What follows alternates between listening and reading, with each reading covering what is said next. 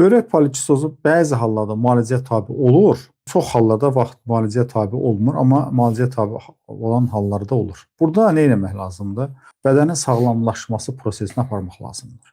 Əgər siz bunları aparsanız, inşallah ki, ümid var. Deməli, normal şəkildə, deyərdim, 1 il ərzində gündə 3 dəfə yeməkdən yarım saat əvvəl bir orta xörək qaşığı qarazirənin yağını içmək lazımdır. Sonra təxminən bir 600 qram ot hindi tozu alırsınız. Gündə 2 dəfə, səhər axşam 1 çay qaşığı ağza atıb üstdən 1 stəkan su içirsiniz və 1 kiloqram şüd şirəsi, təzə şüdün şirəsi 1 litr və 1 litr bal. Bunları bir-birinə qarışdırırsınız. Qoyusu soyuducuda durur.